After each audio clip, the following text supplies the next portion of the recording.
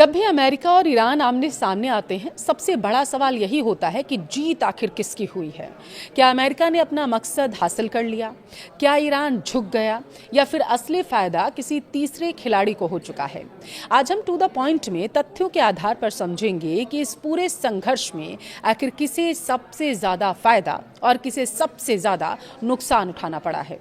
नमस्कार, आपके साथ मैं पल्लवी रविंद्र सिंह। ईरान अमेरिका के बीच लड़ाई लगभग 40 दिन के आसपास चली। पहले 4 दिन में ही अमेरिका के नेतृत्व वाले गठबंधन ने 35 अलग अलग तरह के लगभग 5000 से ज्यादा हथियार आजमाए। हथियारों का रिप्लेसमेंट बिल ही तकरीबन 10 से 16 अरब डॉलर के बीच आया था। सबसे ज्यादा इस्तेमाल टॉमहॉक क्रूज मिसाइल का किया गया था। टॉमहॉक मिसाइल लंबी दूरी तक जमीनी हमला करती है जो सटीक होता है। इसका मतलब ये हुआ कि जहां निशाना लगाया गया, ये मिसाइल उसके लगभग 10 मीटर के दायरे में गिरेगी। इन्हें आमतौर पर जहाजों से दागा जाता है और इनकी रेंज 1000 मील तक हो सकती है। देखिए, टॉमहॉक मिसाइलों का मैन्युफैक्चरर रेथियन अब तेजी से प्रोडक्शन में लगा हुआ है, लेकिन centre for strategic and international studies के अनुसार मैन्युफैक्चरिंग लीड टाइम से 2 से 3 साल तक बढ़ाया जा सकता है, क्योंकि डिमांड और भी तेजी से बढ़ी है। एक ग्राउंड अटैकिंग टॉमहॉक की कीमत 25 लाख डॉलर आती है। वहीं शिप अटैक वर्जन, जिसे खाड़ी में यूएस नेवी डिस्ट्रॉयर से फायदा किया जाता है, उसकी कीमत लगभग 50 लाख डॉलर आकी गई है। साल 2020 की शुरुआत में टॉमहॉक पर सालाना कुल खर्च जो था वो लगभग 25 करोड़ डॉलर माना गया था, जो साल 2027 के लिए यूएस डिफेंस बजट में 1 अरब डॉलर प्रस्तावित था। वहीं दूसरी तरफ ईरान ने इस जंग में शाहेद ड्रोन का जमकर इस्तेमाल किया था। ऐसे एक ड्रोन की कीमत लगभग 30,000 डॉलर आकी गई थी। अमेरिका ने उन्हें मार गिराने के लिए पेट्रियट इंटरसेप्ट की मदद ली थी। हर इंटरसेप्टर की कीमत लगभग 40 लाख डॉलर थी। टॉमहॉक क्रूज मिसाइल बनाने वाली कंपनी रेथियन ने बताया था कि पहली तिमाही की कमाई साल दर साल जो है वो 21% बढ़ी है। बताया गया था कि हथियारों की डिलीवरी 40% से ज़्यादा बढ़ी। ब्रिटेन की सबसे बड़ी डिफेंस कंपनी BAE सिस्टम जंग के पहले दिन गिरते इंडेक्स के मुकाबले 6% तक बढ़ गया था। वहीं जर्मनी की राइन मेटल साल 2026 में लगभग 40% की सेल्स ग्रोथ का अनुमान लगा रही है। फ्रांस की कंपनी थेल्स ने बताया था कि पहली तिमाही के ऑर्डर्स साल दर साल 27% तक बढ़े हैं। पहली तिमाही में इस कंपनी के 7 सबसे बड़े कॉन्ट्रैक्ट में से 5 डिफेंस से जुड़े हैं और इटली की कंपनी लियोनार्डो ने साल 2030 तक अपना मुनाफा दोगुना करने की योजना बनाई थी। उसके शेयर एक ही सेशन में 9% तक बढ़ चुके थे।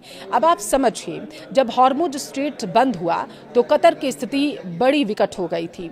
दुनिया के लगभग 20% लिक्विफाइड नेचुरल गैस यानी कि LNG की सप्लाई रातों रात मार्केट से गायब हो गई थी। अमेरिका में आप गैस के लिए जो पेमेंट करते हैं, समझिएगा, और एशिया में आप इसे जिस कीमत पर बेच सकते हैं, उसके बीच के गैप को स्प्रेड कहते हैं। युद्ध तो बाद में शुरू हुआ, ये पहले से ही ज्यादा था। जब कतर की मुश्किलें बढ़ी तो ये गैप और भी ज्यादा बढ़ने लगा। अमेरिका में कीमत काफी कम है क्योंकि वहां सप्लाई बहुत ज्यादा है और उस सप्लाई की दूसरे मार्केट तक पहुंचने की क्षमता उतनी ज्यादा नहीं है। अमेरिका से आने वाले एक टैंकर के लिए हर डॉलर के स्प्रेड की कीमत लगभग 30 से 35 लाख डॉलर है। यह बहुत बड़ी रकम होती है। अगर $15 का स्प्रेड है तो आप हर टैंकर के लिए 4.5 करोड़ डॉलर की बात कर रहे हैं। युद्ध जब शुरू हुआ था और उसके बाद इसका दायरा 50 से 100% तक बढ़ गया था, लेकिन फिर भी अमेरिका में गैस की घरेलू कीमत में ज्यादा बदलाव नहीं हुआ। वैसे तो ये कुछ अजीब बात है कि वेस्ट टेक्सास में कीमत गिर गई। वेस्ट टेक्सास में कीमत असल में 4 से 5 डॉलर प्रति मिलियन BTU के बीच है, लेकिन जब यही गैस टोक्यो पहुंचती है तो वहां $20 प्रति यूनिट के हिसाब से बिकने लगती है। उस गैस को शिप करने वाले ट्रेडर एक टैंकर पर 4.5 करोड़ डॉलर कमा रहे हैं। कीमत में इतने बड़े अंतर क्यों हैं, अब आपको वो समझाते हैं।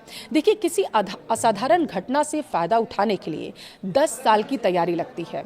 इसके लिए तैयारी और अवसर का मेल होना बहुत जरूरी होता है। ऐसा उन लोगों के साथ नहीं होता जिन्होंने पिछले 10 साल से इन्वेस्टमेंट नहीं किया होता है। लेकिन बांग्लादेश, पाकिस्तान, मिस्र जैसे देशों का क्या, जिनके लिए कीमतें बर्दाश्त से बाहर निकल जाती हैं। युद्ध से पहले ये ब्रेंट क्रूड ऑयल का एक बैरल लगभग $73 पर था। युद्ध के दौरान ये $120 को भी पार कर गया। इतना ही नहीं, ये उतार चढ़ाव भी एक बिजनेस बन गया था। खरीदने और बेचने की कीमतों के बीच जितना बड़ा अंतर होगा, ऑयल ट्रेडर उतना ही ज्यादा मुनाफा कमाते हैं। बीपी का प्रॉफिट भी इस दौरान दोगुने से ज्यादा हो गया था। नॉर्वे की कंपनी की बात हम करें तो इक्विनोर ने अपना मुनाफा $9.8 अरब बताया था।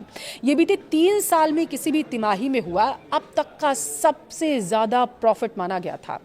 अब देखिए, लड़ाई की वजह से मार्च की शुरुआत से ही कतर में शेल का एलएनजी प्रोडक्शन बंद कर दिया गया था। हमलों से कतर में उसकी पर्ल फैसिलिटी को नुकसान पहुंचा था और इस वजह से शेल का आउटपुट 4% तक गिर गया था। और जिस युद्ध की वजह से कतर में उसका ऑपरेशन बंद हुआ था, उसी युद्ध ने कई सालों में उसका सबसे बड़ा प्रॉफिट कमाया था। लड़ाई की वजह से उसे नुकसान हुआ, लेकिन साथ ही जंग से उसने कमाई भी अच्छी की।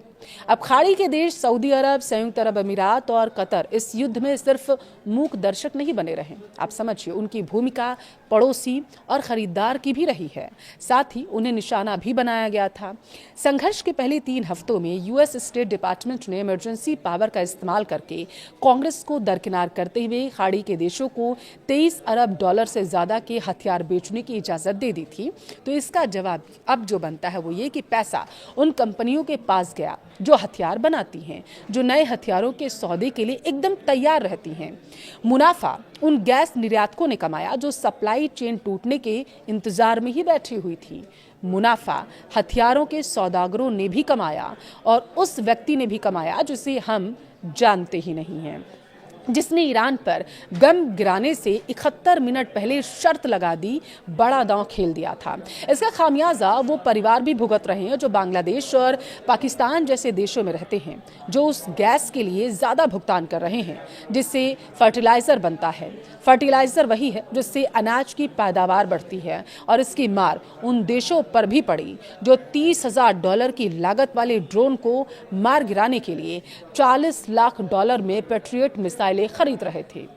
जंग खत्म करने के लिए लड़ने वाले देशों ने भले ही दस्तखत कर दिए हों, मुनाफा कमाने वाले इस जंग से अपनी जेबें पहले ही भर चुके हैं। अगर अमेरिका की बात करें तो उसका सबसे बड़ा उद्देश्य था ईरान के परमाणु कार्यक्रम और सैनिक क्षमता पर दबाव बनाना। इस संघर्ष के बाद अमेरिका ने यह संदेश दे दिया कि वह मध्य पूर्व में अब भी सबसे बड़ी सैन्य शक्ति है। दूसरा, सबसे अपने जो खाड़ी देश हैं सहयोगियों को भरोसा दिला दिया है उसने कि संकट आने पर अमेरिका उनके साथ हमेशा खड़ा मिलेगा। लेकिन अमेरिका को इसकी कीमत भी तो चुकानी पड़ी है। अरबों डॉलर का सैन्य खर्च, वैश्विक आलोचना, तेल बाजार में अस्थिरता जैसी चुनौतियां भी अमेरिका के सामने आईं। यानी सैन्य शक्ति दिखाई, लेकिन आर्थिक और राजनीतिक लागत भी उसको चुकानी पड़ी। अब इस युद्ध से ईरान को क्या मिला वो समझिए। ईरान ने दिखाया कि लगातार प्रतिबंधों और दबाव के बावजूद वह जवाब देने की क्षमता रखता है और दृढ़ता के साथ रखता है। उसने अपने समर्थकों के बीच यह संदेश देने की कोशिश की है कि वह अमेरिका के सामने झुका नहीं। हालांकि दूसरी तरफ ईरान की अर्थव्यवस्था पहले से ही प्रतिबंधों के कारण कमजोर थी और संघर्ष ने उस पर अतिरिक्त दबाव डाला। यानी राजनीतिक संदेश तो मिला, लेकिन आर्थिक नुकसान भी उठाना पड़ा। अब आते हैं उस खिलाड़ी पर जिसका नाम कम लिया जाता है, हथियार बनाने वाली कंपनियां। जब भी दुनिया में युद्ध होता है, रक्षा बजट बढ़ जाता है, नए हथियार खरीदे जाते हैं और missile, drone, air defence system की मांग दोगुनी हो जाती है। दूसरा फायदा तेल निर्यात करने वाले कुछ देशों को हुआ, क्योंकि तनाव बढ़ते ही कच्चे तेल की कीमतों में उछाल देखने को मिलता है और कुछ बड़े देश इस मौके पर कूटनीतिक भूमिका निभाकर अपनी वैश्विक ताकत बढ़ाने की कोशिश करते रहते हैं। यानी कई बार युद्ध सिर्फ मैदान में नहीं बल्कि कारोबार और कूटनीति में भी लड़ा जा रहा था। लेकिन अगर सबसे बड़ा नुकसान किसी का हुआ तो वो आम जनता का हुआ। युद्ध की वजह से तेल महंगा हुआ, शिपिंग महंगी हुई, महंगाई बढ़ी, व्यापार प्रभावित हुआ। अगर मध्य पूर्व में तनाव बढ़ता है अब, तो उसका असर भारत जैसे देशों पर भी देखने को मिलेगा, क्योंकि भारत अपनी ज़रूरत का बड़ा हिस्सा तेल आयात करता है। यानी युद्ध चाहे हज़ारों किलोमीटर दूर हो रहा हो, उसकी कीमत दुनिया भर के लाखों लोगों को चुकानी पड़ती है। तो आखिर इस युद्ध में किसकी जीत हुई? अगर सिर्फ सैन्य नज़रिए से देखें तो अमेरिका ने अपनी ताकत दिखाई, अगर राजनीतिक नज़रिए से देखें तो ईरान ने भी यह संदेश देने की कोशिश की कि वह आसानी से झुकने वाले देशों में से नहीं है। लेकिन सबसे बड़ा सच शायद यही है, युद्ध में कोई पूरी तरीके से जीतता नहीं। दोनों पक्ष नुकसान उठाते हैं, जबकि सबसे ज़्यादा कीमत आम लोग और पूरी वैश्विक अर्थव्यवस्था चुकाती है। आपकी राय क्या है? क्या इस संघर्ष का सबसे बड़ा फायदा अमेरिका को या ईरान को हुआ, या फिर हथियार और तेल कारोबार से जुड़े खिलाड़ियों को? कमेंट में अपनी राय जरूर दें।